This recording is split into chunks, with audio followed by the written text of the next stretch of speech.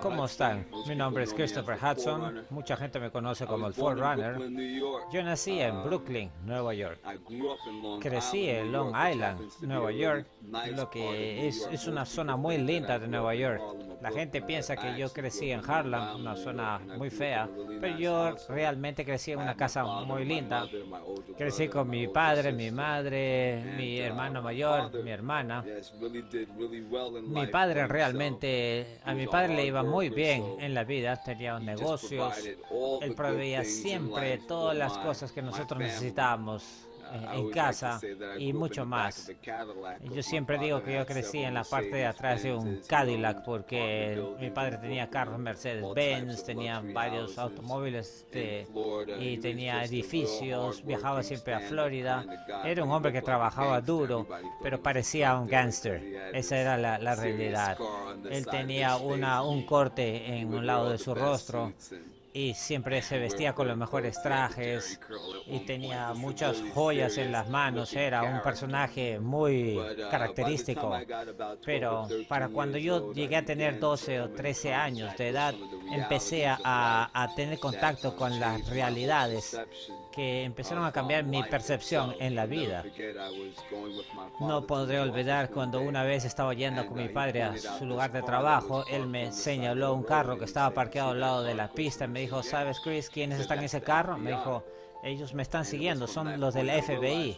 Y entonces me di cuenta que los del FBI estaban observando a mi padre por algunas transacciones o algún tipo de negocios que él estaba envuelto. No necesariamente él haciendo algo malo, pero él estaba envuelto con personas y gente que no vivían una vida correcta. Ustedes entenderán. Así que eso llevó a que mi padre llegue a estar bajo un escrutinio muy encima de él, el FBI. Así que yo recuerdo cada vez que yo lo seguía a la oficina, a partir de esa fecha, yo podía señalar los carros y la gente del FBI. Y eso se volvió parte de mi vida diaria, algo tan... Me enseñó a tener los ojos siempre abiertos hacia los federales y la policía, sí, eso podríamos decirlo así. A ese punto de la vida yo empecé a pensar que no era nada malo realmente ser una persona que rompe la ley, que cruza la línea o que le llaman siempre a esa línea la línea gris, ¿verdad? Que no está definida. Eso hizo un gran impacto en toda mi percepción de la realidad y eso se convirtió peor. Cuando yo llegué a los 13 años, mi madre nos dijo a la familia que ella había sido diagnosticada con cáncer de los huesos. Así que en los siguientes años yo realmente vi a mi madre perder poco a poco su salud con este tema del cáncer y ver su cuerpo cómo iba realmente cayéndose en pedazos. Y como yo era el menor, era el que tenía que encargarme de mi madre. Mi padre seguía trabajando, pero realmente por la situación legal en la que él se había metido, él empezó a perder todas sus posesiones. El dinero que antes estaba allí ya no estaba más. Yo ya me había acostumbrado a ese tipo de estilo de vida. Y para cuando yo llegué a los 15 años de edad, yo quería seguir vistiéndome de la forma como me vestía y todas esas cosas. Así que yo tenía que ir afuera y conseguirlo yo mismo. Ese fue un momento en mi vida donde yo decidí realmente empezar a involucrarme en actividades ilegales. Quiero mencionarles que yo no era ese tipo de individuo que se paraba en las esquinas a vender drogas, pero sin embargo yo no estaba en contra de lo que ellos hacían o en contra de algo que sea ilegal para llenar mis bolsillos o dañar el bolsillo de alguien, ¿verdad? No estaba en contra de eso. Cuando tuve ya 16, 17 años me empecé a envolver en robos y estafas de tarjetas de crédito, cosas así. Y me contacté con un amigo que trabajaba en un banco muy grande. No voy a decir el nombre del banco, pero un día él me dijo que quería hablar conmigo. Después de que llegó a casa, después del trabajo, y me dijo que estaban esperando para poner un nuevo sistema de crédito. Era realmente la introducción de las tarjetas de débito. Él estaba muy familiarizado por las capacitaciones que había recibido de cómo iban a funcionar los cajeros automáticos y todo eso. Así que él estaba muy familiarizado con todo esto. Así que a ese punto nosotros hicimos un plan de cómo íbamos a realmente sacar dinero de las cuentas de todas estas personas en miles y miles de dólares. Esta espiral realmente empezó a crecer, un paso atrás de otro, hasta que nos dimos cuenta que ya habíamos creado un network tan grande en el estado de Nueva York. Y llegamos a formar un grupo grande de muchachos de 18 años, 19 años, de piel oscura, y nos creíamos nosotros los de la mafia. Nosotros hacíamos dinero, realmente.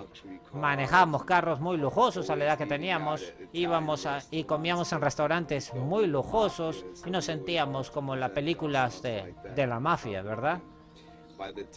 Llegó un momento en que este grupo que teníamos llegó yo creo, a su máximo punto. Hacia más o menos, según lo que yo recuerdo, habíamos ya hecho más de $500,000. Recuerdo también que hubo un muchacho que se empezó a involucrar con nosotros, con el grupo.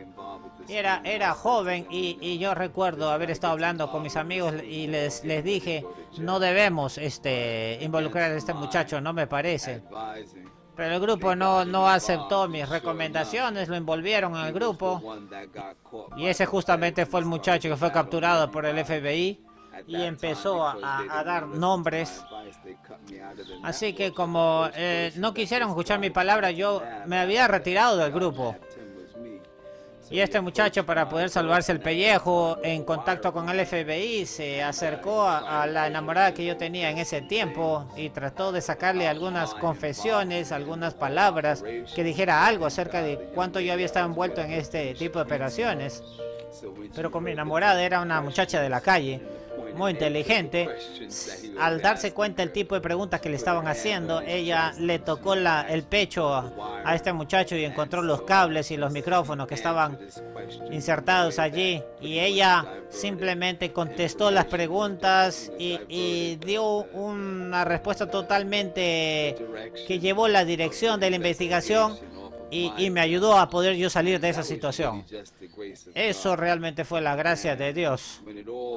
Porque cuando todo esto realmente se mezcló, la institución financiera con el FBI empezaron a dar cuenta de que fue un grupo de muchachos de 18 años que habían, morenos, que habían estafado a una institución tan grande y habían roto este sistema por más de $500,000. Que habían realmente roto su sistema. Nadie se llegó a enterar de esto porque el banco no quiso que el público supiera de que sus tarjetas no estaban seguras y que el dinero se lo habían llevado un montón de muchachitos de secundaria, que a la justa terminaron la secundaria. Yo realmente agradezco a Dios porque no terminé en cárcel, porque hubiera cumplido un largo tiempo en cárcel por eso. Pero yo realmente en ese momento no sabía que Dios estaba siendo misericordioso conmigo. Yo pensaba que me había escapado porque yo era muy inteligente. Sin embargo, yo seguía metiéndome en actividades ilegales. Empecé a meterme en la música, en la industria musical. Me involucré en diferentes tipos de cosas que nunca hubiera pensado que iba a terminar metiéndome, porque realmente estaba joven y ya no tenía a mi madre y mi padre no lo veía, y realmente ya sin ellos no tenía realmente ningún deseo de seguir a Dios, no tenía ningún deseo de tener una dirección moral que para poder tomar buenas decisiones en la vida. Así que lo que yo idolatré realmente era a los gángsters que hacían dinero, que rompían la ley. Eran tipo de individuos que realmente hacían cosas ilegales y rompían el sistema. Yo tenía respeto por ellos. Tenía mucho respeto por mi padre porque él había hecho mucho dinero. Pero cosas habían pasado, pero eso había quedado grabado en mi mente. yo realmente quería continuar en esa línea, en esa forma de prosperar. No tenía ningún deseo de vivir una vida larga. El único deseo que yo tenía era que llegar a los 25 años y tener unos cuantos millones de dólares y morir rico. Realmente todo el propósito de mi vida era realmente obtener ese goal, llegar realmente a tener millones de dólares. A la edad de 17 años empecé a ir al college, a la universidad. Fui a la universidad temprano porque vi como mi hermano se divertía tanto en las fiestas y en todo eso en la universidad, y esa fue la única razón por la cual fui a la universidad. Pero después nunca tuve atención a las cosas académicas, no porque no era capaz de estudiar, pero realmente no era el foco de mi vida. Siempre estaba buscando por algo que pudiera aplicar en la vida. Lo que hablaba el profesor no me llamaba nunca la atención. Yo quería dinero, yo quería fama. No quería perder mi tiempo en la universidad, porque realmente no me iba a hacer rico en mi mente. Así que yo sabía que había una industria en la que yo podía entrar, y era una industria en la que siempre deseé entrar. Desde que tenía 12 años, mi hermano me introdujo al rap, a la música del entretenimiento. A la edad que tenía 13 años, ya me habían sacado del colegio por notas muy bajas, lo que realmente a mí ni me molestaba, porque mi único deseo era entrar a la industria del entretenimiento.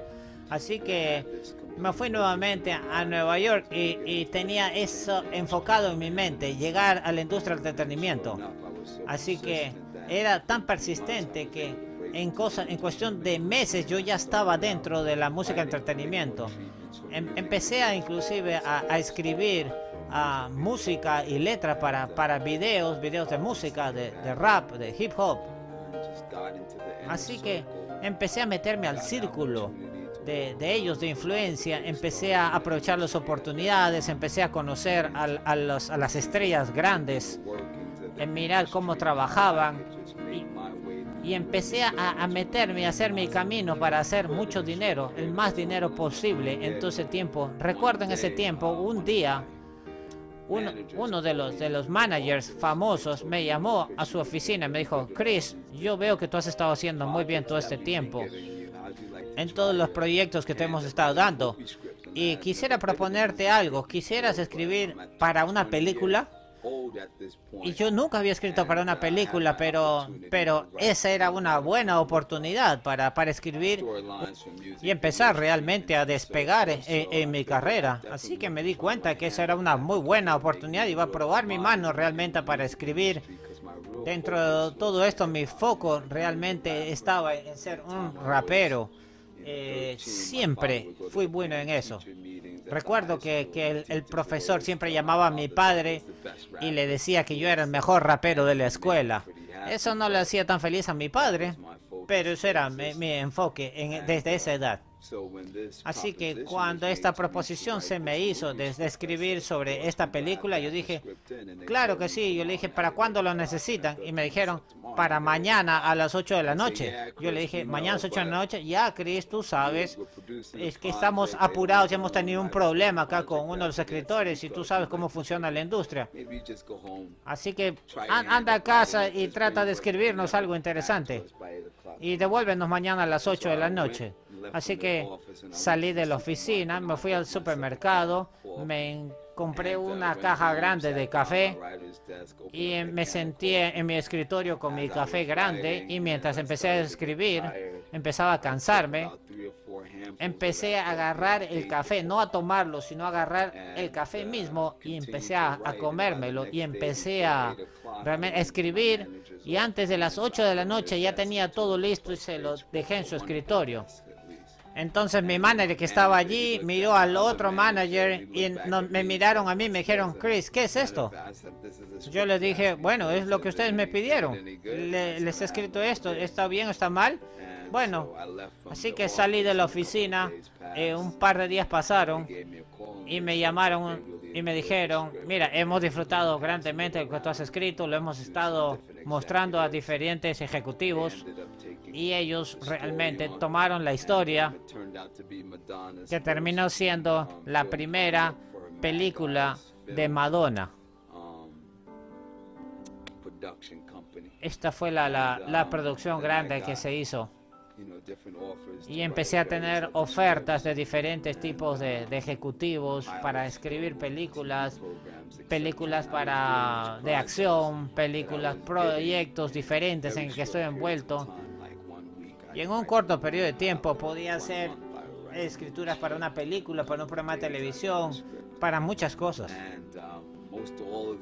Todo este tipo, casi todas las cosas que escribía, las escribía en la casa de mi enamorada en esos tiempos, que era una muchacha joven y su esposo era un hombre de vudú, así que su padre fumaba marihuana ahí en el lugar donde yo estaba, todos fumábamos marihuana y todos estábamos envueltos en todo eso.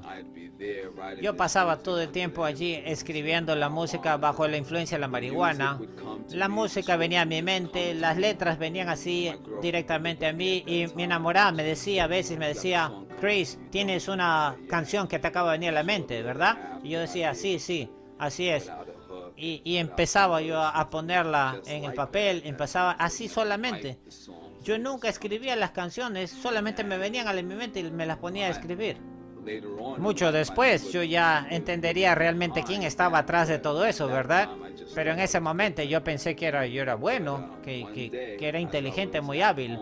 Un día cuando estaba en casa, me miré al espejo, empecé a mirarme un día en el espejo y claramente empecé a ver que había una presencia que estaba presente siempre conmigo, que no era yo.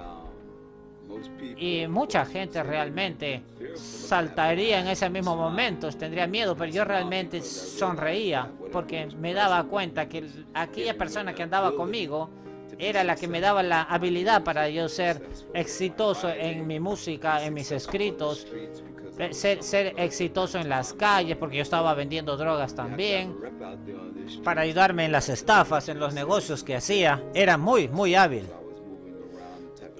Y yo sabía que este personaje me ayudaba. Este espíritu que estaba dentro de mí, ese demonio que estaba dentro de mí, era el que me daba las habilidades que yo deseaba, que me iban a hacer exitoso en todas las cosas que yo me embarcaba. Y esto me hacía exitoso en el mundo. Yo veía eso así. Y yo lo disfrutaba realmente.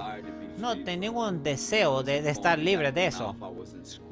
No estaba botando espuma por la boca, no estaba gritando. Era un muchacho tranquilo que andaba por arriba y para abajo, normal. Pero poseído por un espíritu demoníaco que me llevaba hacia la música rap, a escribir películas y ser exitoso en todo aspecto de la vida. Pero me di cuenta que en un punto de la vida yo empecé a actuar en formas que no eran normales. Para algo que yo siempre tenía en la cabeza como había sido criado por mi madre. Llegué a observarme como alguien que realmente no tenía ni siquiera respeto por la vida de otra persona. Había muchas cosas que en mi mente se cruzaban ideas. Tenía quizás respeto por algunas personas, pero si tú cruzabas la línea conmigo, yo cruzaba también mi línea contigo. Realmente llegué a vivir ese tipo de pensamientos. Era una persona violenta y andaba siempre con el peligro. En ninguna forma esas cosas me parecían extrañas. Y para mí todo era hacer dinero, eso era el final de la historia. Recuerdo una vez que algo me llamó la atención, algo que realmente estaba ya sacándome fuera de control. Recuerdo una vez fuimos a una fiesta, se me invitó a una fiesta en Queens, en la casa de un amigo, y me pidieron que yo mire realmente la puerta que esté fuera del edificio observando, mientras todos estaban pasando un buen momento ahí arriba en la fiesta, y vi que empezó a haber una especie de discusión entre uno de mis amigos y otros muchachos que habían venido del vecindario. Así que la fiesta empezó a ponerse todo feo, y de repente, en cuestión de segundos, empezaron a sacar las armas. Las balas empezaron a volar por todos lados. Las balas iban y venían y rozaban hasta en mi cabeza. Yo escuché las balas pasar por mi cabeza. Y nunca voy a olvidar que yo agarré a una muchacha que estaba allí para proteger mi vida, y la utilicé como un escudo de protección. Y ella estaba gritando por su vida. Y yo le dije unas cuantas palabras que hoy en día ya no puedo repetir, porque ahora estoy caminando con Cristo. Pero ustedes ya saben qué es lo que puedo haberle dicho. Así que le dije en pocas palabras, cállate. Y después de ese escenario, empecé a empujar realmente el límite un poco más allá. Yo sabía que necesitaba cambiar la forma en que estaba pensando. Quería tener control sobre el espíritu que tenía dentro de mí, pero realmente ese espíritu era el que me controlaba a mí. Así que ahí estaba yo, dando mi vida en este estado de posesión, sabiendo que estaba en un estado de posesión, pero sin saber cómo podía cambiar o cómo podía cambiar la dirección de mi vida. Y para realmente no ser la historia tan larga, porque no tengo todo el tiempo del mundo para comparar todo lo que tuve que vivir en mi vida, pero hubo un día en que acababa yo de recoger dinero de un muchacho que vendía droga para mí, y me fui a Manhattan a comprar algunos productos que necesitaba para la venta. Pero de repente empecé a sentir esto que me quemaba en el corazón, que no sabía de dónde venía. Así que decidí irme a un parque que estaba cerca allí, un parque realmente cercano, y me senté allí en ese parque. Y saqué un paquete de marihuana que tenía allí, empecé a fumar todas estas drogas que tenía, y de repente esta voz empezó a hablarme a mí en mi cabeza. Chris, tú sabes que tienes que dejar de vender estas drogas. Y yo empecé a responder, tengo que dejar de vender estas drogas. Y la voz decía, Chris, tú tienes que dejar de fumar marihuana. Y yo respondía, voy a dejar de fumar marihuana. Y la voz decía, Chris, sabes que tienes que dejar de escribir estas películas. Y yo decía, voy a parar de dejar de escribir estas películas. Y de repente me decía, Chris, tú tienes que dejar de escribir esta música rap. Y yo decía, voy a dejar de escribir esta música. Y la voz me dijo, Chris, tú sabes que tienes que ir a la escuela y convertirte en un predicador. Y yo dije, sí, voy a ir y estudiar para ser un predicador. No sé de dónde vino esa voz, pero esa voz venía y yo respondía, sí, sí, a todas esas cosas que eran importantes en mi vida. Y yo decía, voy a parar de hacerlas. Lo que no me daba cuenta es de lo que la voz me estaba diciendo que yo tenía que hacer. Algo dentro de mí me estaba urgiendo, diciéndome, si tú haces lo que esta voz te está diciendo que hagas, tú realmente vas a experimentar una libertad que tú estás buscando y que no le estás diciendo a nadie que tú estás buscando. Yo sabía en el fondo de mi corazón que esto era lo que yo estaba buscando, aunque realmente no sabía qué era lo que buscaba. Así que fue mi camino a Damasco. Realmente, ese día yo le dije a mi familia que me iba a ir a una escuela y convertirme en un predicador. En mi casa pensaron que yo me había vuelto loco. Me subí a mi cuarto, agarré mi televisor, bajé las escaleras con mi televisor y tiré el televisor a la calle. Ellos pensaban que yo estaba loco, pero yo sabía que cuando estaba en el mundo, inclusive bajo la influencia de marihuana, el televisor tenía gran influencia en mi mente. Sabía que Satanás utilizaba ese medio para dominar mi mente. Sabía yo que el televisor tenía mucho que ver. Pasaba horas y horas mirando mi televisor. Esa era una agenda que realmente Satanás estaba utilizando para dominar mi mente y poner principios morales e inmorales en mi mente. Así que yo quería progresar en esta nueva decisión que había tomado. Así que tuve que hacer una decisión en cuestión de horas. Así que lo que hice fue lo correcto. Agarré y tiré mi televisor. Y muy poco después de eso, recibí una llamada de mis amigos más cercanos y me dijo, ¿qué vas a hacer en la noche? Y yo le dije, hey, no voy a ir al estudio esta noche. Le dije, estoy alistándome para ir a la escuela y convertirme en predicador. ¿Qué? Anoche estuve contigo en el estudio, estuvimos fumando marihuana. ¿Y qué cosa está pasando contigo? Y él me dijo, no voy a ir realmente al trabajo, voy a venir en este mismo momento a tu casa. Y vino en ese mismo instante a mi casa. Quiero ver qué te está pasando. Y como resultado de yo haber entregado mi vida al Señor, todo y cada uno de mis amigos de mi círculo entregaron su vida al Señor, a Cristo Jesús. Y eso realmente hizo que todo se convirtiera en supernatural, porque todo lo que podía haber pasado después de eso realmente pasó. Las luces en mi casa se encendían y se apagaban. A veces estaba en mi cama echado, recuerdo, y acababa de compartir con mi hermana cómo mi vida estaba cambiando, cómo había estado cambiando, y estaba echado en mi cama, los ojos abiertos, mirando hacia el techo, pensando en los cambios que habían pasado en mi vida, y de repente no podía moverme en mi cama.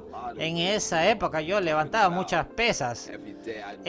Realmente cada día me levantaba y hacía 200 planchas, 200 barras. Eso era solamente mi calentamiento antes de que levantara las pesas. Era fuerte realmente. Pero recuerdo que estaba ahí en la cama y no me podía ni mover, no podía mover mi cabeza, ni mi brazo, ni mis piernas, y escuché el sonido de este viento, como que una pelea de vientos cerca a mi ventana. Miré a mi ventana y vi que la ventana estaba cerrada y me di cuenta que algo realmente estaba pasando en ese cuarto en el que yo realmente no tenía ningún poder, y empecé realmente a aterrorizarme. Tuve tanto miedo. Mis amigos, he tenido balas que han volado sobre mi cabeza y nunca había tenido miedo. Pero empecé a recordar algo sobre el nombre de Jesús. Si tú dices, Jesús, Jesús, Jesús, empecé a decir así. Y recuerdo que después de empezar a llamar a Cristo por un par de veces, todo paró, y todo lo que me tenía apretado a la cama, estaba tan apretado a la cama que como que salí volando de la cama y quedé parado y empecé a gritar en la casa, esto es real, Cristo es real, esta es una batalla espiritual. Y desde ese punto no pude parar de predicar. A donde quiera que iba, empezaba a predicar el mensaje de Dios. Ese poquitito que yo sabía, eso era lo que predicaba. No me importaba si alguien tenía pistolas, si estaban dispuestos a matarme. No podían irse a ningún lugar hasta que no escucharan de Cristo, de que Cristo era el Señor. Esa era la forma en que me convertí. Me convertí en un militante de predicador de la palabra de Dios. Si iba al McDonald's a comprarme unas papas fritas, antes de que salga el McDonald's, todos tenían que escuchar de que Cristo es Dios y Salvador. Ese era el tipo de relación que yo empecé a tener con Cristo. Era una relación hermosa que realmente empezó a cambiar en mi vida. Mucho tiempo después me di cuenta que lo que Efesios 6, verso 12 decía es, pues no luchamos contra enemigos de carne y hueso, sino contra gobernadores y malignos y autoridades del mundo invisible, contra fuerzas poderosas de este mundo tenebroso y contra espíritus malignos de lugares celestiales. Sentí que nada podía detenerme de predicar la palabra. Todo lo que yo pedía al Señor pasaba instantáneamente. Yo recuerdo, estábamos manejando hacia la casa de un amigo y me decían que querían hablar conmigo, escuchar lo que había pasado en mi vida. Así que yo recuerdo, estábamos manejando en el tráfico y con mis amigos, y yo le decía, Señor, necesito que todas estas luces sean verdes. Amén. Y de repente todo estaba en rojo, de repente se ponía verde, pim, pim, pim, pim, pim, se ponía verde, verde, verde, verde, verde. Ese era el tipo de cosas que empezamos a ver diariamente. Pasaba así. Estaba completamente convencido de que Dios del cielo existía y que si oramos en su nombre, Él responde.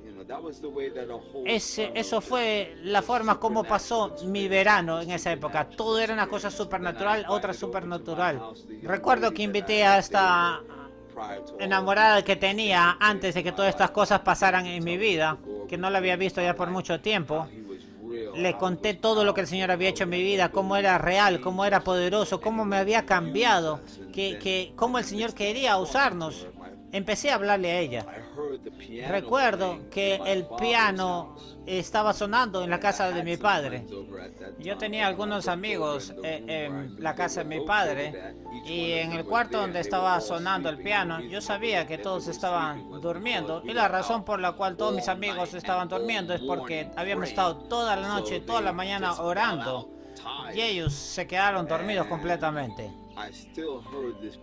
Y yo todavía podía escuchar el piano sonando en la casa de mi padre, así que le agarré de las manos a ella y fuimos al cuarto donde estaba el cuarto del piano de mi padre, que estaba sonando.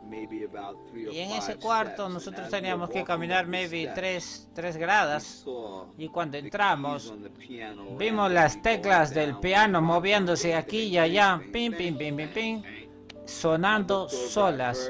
La miré a ella y ella realmente estaba llorando y estaba paralizada, pálida, a punto de desmayarse. Eso realmente fue loco. Yo nunca había visto algo así antes, pero una vez más yo hablé en el nombre de Jesús y le dije, vamos a orar. Y así que fuimos al cuarto donde estaba el piano y nos arrodillamos y oramos, y al orar el piano dejó de sonar y le dije, te dije, esto es real. Y le agradezco a Dios porque ella entregó su vida a Dios también, como resultado de ver este tipo de cosas que estaban pasando en mi vida en ese momento. Después de ese verano me fui a la universidad para convertirme en predicador, y nunca voy a olvidar que después de mi primera clase en teología, que esas clases de Hebreos y de todas las cosas que vi, y a todos los estudiantes que vi ahí en ese lugar que sacaban sus lapiceros, sus libros, yo me decía a mí, ¿qué estoy haciendo yo aquí? Fue como si la realidad me vino nuevamente a mí. Y no era la realidad, era realmente el diablo que nuevamente me quiso sacudir. Y yo mismo me dije, debo estar loco. Todos los que están aquí conmigo están tratando de estudiar y aprender a cómo hacer dinero. Yo acabo de dejar todo el dinero. Y para hacer peor ese pensamiento que tenía en la cabeza, uno de mis compañeros en el cuarto sacó una de las revistas que estaban más de moda en ese momento, la revista de reggae y de todo. Y dentro de esa revista había una publicación de una película que yo mismo había escrito. Me dije, debo estar loco. Yo debería estar en Nueva York. Yo debería estar en la premiere de mi película, y estoy aquí estudiando para ser pastor. En ese momento yo realmente dejé a Dios completamente y al 100%. No quería saber nada de Dios y regresé al mundo. Es más, regresé tan duro al mundo que empecé una operación de drogas entre Nueva York y New Jersey, y estaba haciendo 3 veces más de dinero de lo que había hecho antes.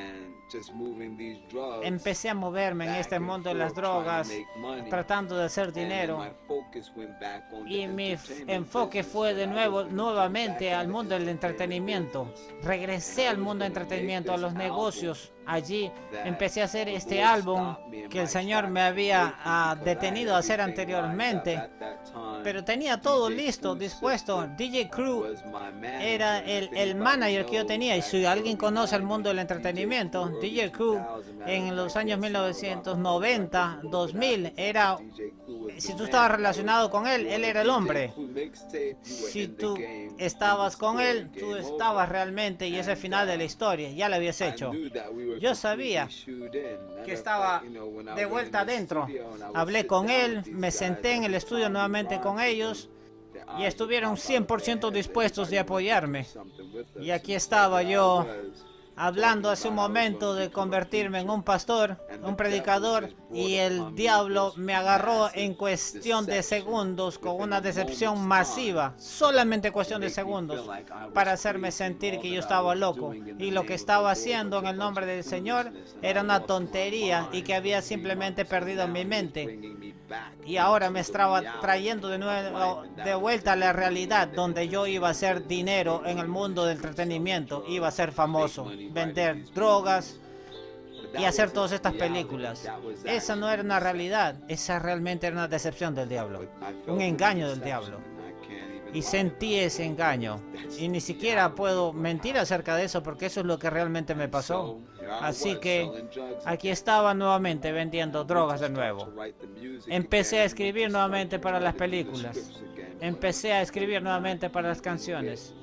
Pero no podía sacar siquiera una palabra de mi boca. No podía escribir ni siquiera una línea. Traté lo mejor y lo mejor, pero no podía escribir ni siquiera un verso. Nada venía a mi mente. No saben, era algo lo más frustrante que me había pasado en mi vida. Es algo que le llaman a veces la laguna de los escritores, pero eso no era una laguna que yo tenía. Esa habilidad de escribir de la forma como yo había escrito antes, de producir ese tipo de contexto, ese tipo de calibre de material que yo producía, es que no venía de mí. Venía de ese espíritu que vivía dentro de mí. Así que en el medio de tratar de producir algo de contexto que pensé que hubiera sido excelente para poner en las radios, en el televisor, me quedé frustrado porque me di cuenta que no podía hacer eso. Entonces me di cuenta de lo que estaba sucediendo. Dije, voy a renunciar completamente a Cristo. Voy a renegar de Dios y todo esto va a regresar. Así que tenía un par de $1000 en el bolsillo en ese momento. Así que dije, voy a ir a la tienda de joyas, me voy a empezar a comprar mis joyas. Ustedes saben, este es el mundo del entretenimiento y todo se mueve por eso. Así que fui a conseguirme algunas joyas, fui a hacerme algunos tatuajes, fui a comprar un poco más de droga para mis productores y todo iba a regresar a mí. Eso es lo que yo puse en mi corazón para hacer. Así que mi primera parada fue en la tienda de las joyas. Y entré a la tienda y lo primero que vino a mi vista fue unos rosarios. Y por lo que había estudiado, yo sabía que los rosarios estaban conectados a la Iglesia Católica, que es el anticristo realmente reflejado en Daniel capítulo 7, hablando del cuerno pequeño y del poder que tendría para cambiar las leyes y los templos y hablaría palabras en contra del más altísimo. Apocalipsis capítulo 12 y Apocalipsis capítulo 13 nos señala que este poder es un poder blasfemo que va a atacar al altísimo. Así que yo dije, quiero asociarme con cualquier cosa que blasfeme a Dios y quiero ponerme en una posición que esté en contra de Dios. Así que le dije a él, dame todos esos rosarios. Y cuando el tipo me dio los rosarios, yo le dije, mira, ¿sabes qué? Quiero que pongas la cruz boca abajo. Y el tipo de la tienda me dijo, ¿por qué quieres hacer algo así? Y yo recuerdo que le respondí, es porque yo estoy pagando por eso. Eso es lo que hice. Así que salí de la tienda con todas las cosas que me puse en las orejas, mis diamantes. Agarré alguna marihuana, algún tipo para mi productor. Y me senté en mi departamento. Y puse ese CD que tenía allí, en el CD player que tenía ahí. Apagué las luces del cuarto. La única luz que brillaba en el cuarto era esa luz roja que venía del CD player. Y envolví mi marihuana, me senté enfrente del espejo y empecé a fumar. Y mientras la música que había escogido sonaba, empecé a fumar y el humo iba en todo el aire. Y empezaba a mirarme directamente a los ojos.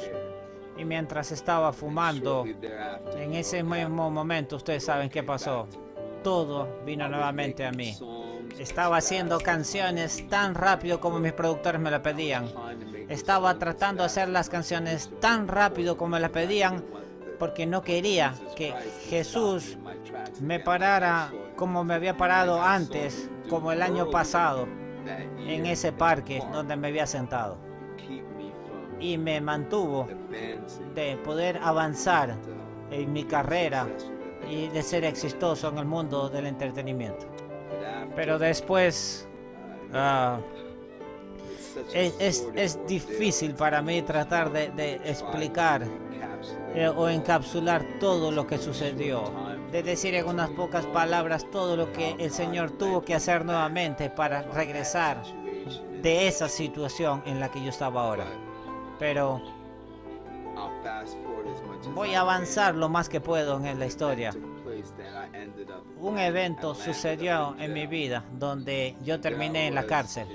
Estaba en esta celda de espera. Estaba en esta celda de espera. De hecho, la razón por la cual estaba en esta celda es porque había decidido irme a unas playas, a unas islas, para pasar un tiempo en las fiestas, fumando marihuana, tener un buen tiempo. Y cuando regresé de las islas, mi intención era terminar mi álbum, pero el Señor vio en su misericordia pararme en ese camino que iba yo, para pensar acerca de mis acciones y de lo que iba a ser las repercusiones de lo que había escogido. Así que estaba en esta celda yo, esperando por una corte en la noche para que yo pueda salir a la calle al día siguiente. En mi corazón no quería escuchar la palabra de Dios, no quería escuchar lo que Dios quería decirme, pero el Señor no permitió que yo tuviera esa corte esa noche, así que tuve que quedarme toda la noche, todo el día siguiente y varios días después con todos esos personajes que estaban ahí adentro, hasta que me llegó el día de mi corte y pude salir y escaparme esa ocasión de los cargos que me estaban haciendo. Así que mientras salía a la calle, mi familia estaba esperándome. Yo estaba completamente molesto, violento, porque había perdido mi vuelo. Ahora mi familia está aquí. Dios está tratando de avergonzarme y está tratando de pararme de hacer lo que yo quiero hacer. Yo no quería saber nada de Dios ahora. Estaba completamente molesto con cualquiera que quisiera llevarme hacia Dios o a esa dirección hacia Dios en mi vida en ese momento.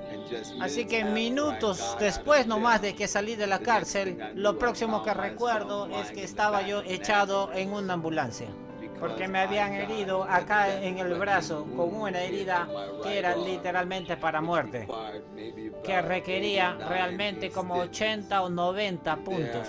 Y recuerdo haber estado en esa camilla sangrando y muriendo, y ahí es cuando realmente la realidad me golpeó nuevamente. Y escuché la voz que me dijo: tú vas a morir en tus pecados. Eso es lo que el Señor me había dicho. Me dejó saber de que yo iba a morir en mis pecados. Y yo dije en ese momento: yo no quiero morir en mis pecados. Así que estaba en la parte de atrás de esa ambulancia, considerando ahora realmente la dirección de mi vida. Y después de que me cosieron y después de que me dieron de alta del hospital de varios días, así que cualquier persona que ha tenido una situación de vida o de muerte, yo decidí que iba a servir a Dios. Pero en el medio de yo decir yo voy a servir a Dios, todavía el diablo tenía sus planes para que yo lo sirva a Él. Porque el dolor que yo experimenté como resultado de este ataque era tan fuerte que yo recuerdo el sentir un dolor que no podía aguantar y a veces gritaba.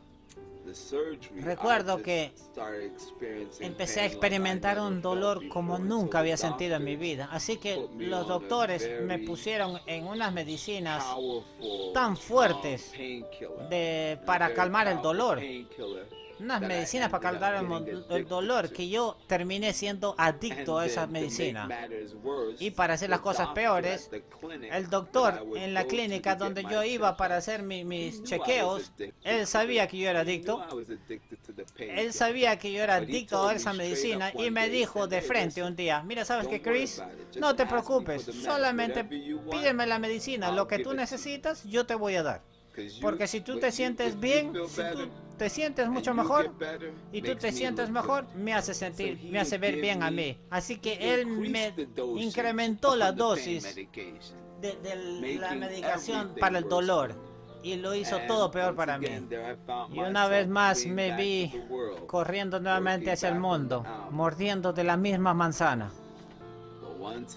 Pero una vez más, el Señor me iba a dejar saber que si yo no cambiaba mis caminos en esa vida, yo estaba yendo a un camino hacia abajo donde no había vuelta hacia atrás.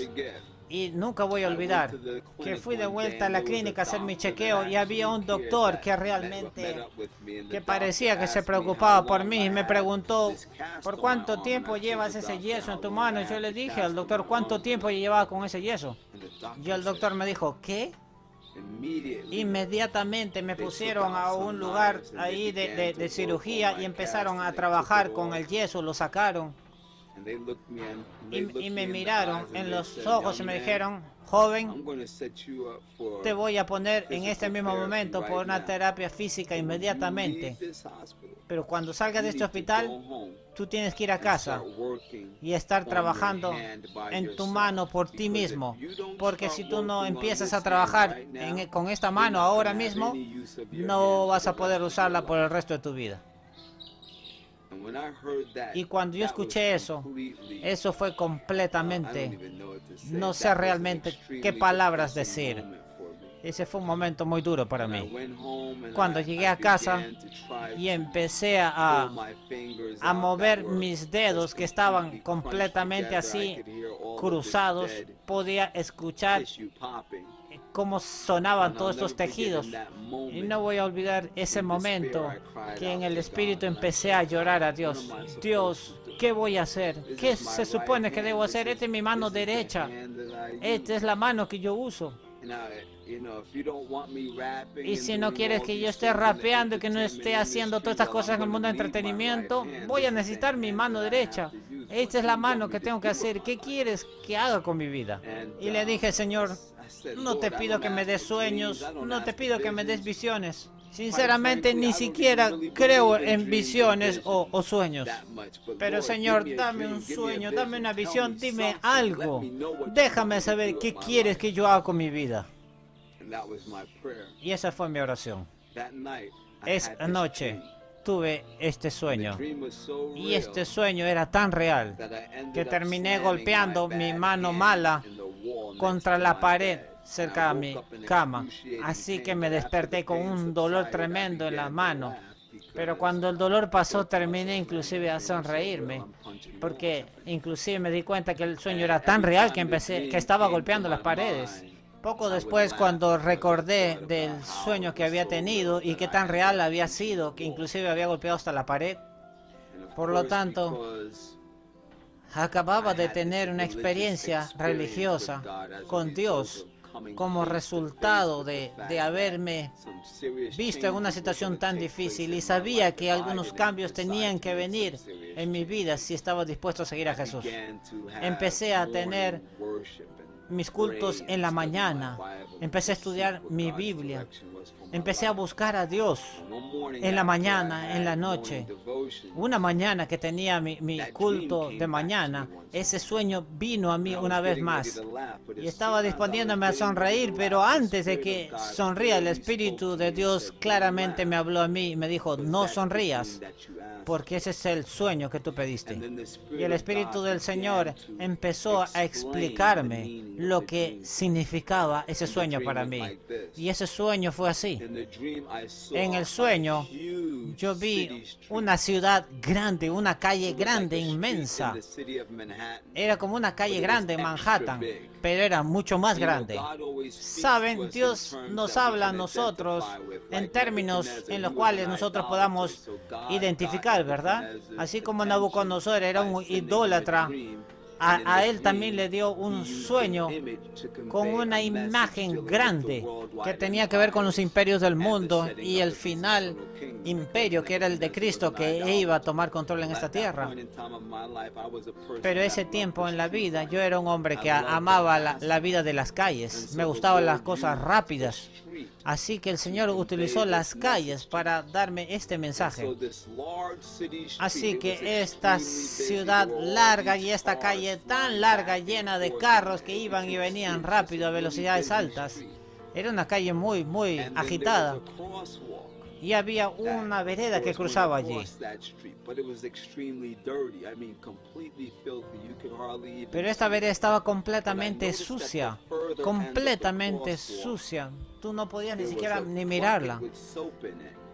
Pero me di cuenta que al final casi de la vereda que cruzaba la pista había un balde con agua y jabón y una escoba. Y yo fui al final de la vereda, de esta vereda tan agitada, llena de gente que cruzaba por ahí, y me puse sobre mis rodillas, agarré la brocha, el cepillo y el agua con jabón y empecé a limpiar la vereda hasta que realmente estaba completamente blanca. Y empezaba a moverme progresivamente atrás, hacia atrás, a limpiar esa vereda, hasta que limpié completamente toda esa vereda. Y cuando llegué hasta el final de la vereda, habían dos hombres parados allí mirándome, me miraban, me decían hacia abajo mirándome, limpiando la vereda. Y yo recuerdo que los miré y les dije, alguien tiene que hacerlo. Eso fue el final de mi sueño. Y por justamente haber movido mi mano de estar limpiando la vereda es cuando yo realmente había golpeado la pared la noche anterior. Y el Espíritu del Señor me explicó a mí de que esa calle tan llena de gente, era el símbolo de este mundo, de esta vida. Como este mundo tan peligroso, tantas cosas sucediendo, donde la vida se está moviendo a una velocidad tan rápida, pero inclusive en este mundo, siendo un mundo tan peligroso, donde todo se está moviendo rápido, hay gente en este mundo que quisiera ir a través de este mundo y salvarse. Pero ¿cómo pueden pasar por este mundo y salvarse si no pueden ver el camino? Ese camino era la vereda. Y Dios me dijo que Él quiere que ese camino esté limpio. Él quiere que yo enderece ese camino. Y yo me pregunté a mí mismo, ese es el mensaje del que va a adelantar a Cristo. El Forerunner. Así es como llegué a tener el nombre de Forerunner. Y así es como empecé a tener ese ministerio de Forerunner, del que adelanta el camino a Jesucristo. Y al hacer ese trabajo, el Señor ha sido una bendición para mí. He visto tanta gente venir a la verdad como resultado de simplemente decir, Señor, voy a ser obediente. Enséñame lo que debo hacer y lo haré. Lo que Dios ha hecho por mí puede hacer por cualquiera de ustedes. Así que mi oración, al escuchar tú este testimonio, si no has aprendido nada, aprende esto. No importa dónde estés en la vida o en lo que estés metido, Dios tiene un alto deseo para tu existencia. Y si tú entregas tu corazón completamente a Cristo, el Señor derramará y hará cambios en tu vida más de lo que tú nunca más puedas haber pedido. Todo lo que tienes que hacer es rendir tu vida a Jesucristo, toda tu mente, tu corazón, tu alma, tu fuerza. Y el Señor te va a usar, no solo para glorificar su nombre en esta vida, sino también en la vida venidera, porque Él tiene un trabajo especial para ti. Que Dios te bendiga y como siempre, te guste o no te guste, la verdad es la verdad.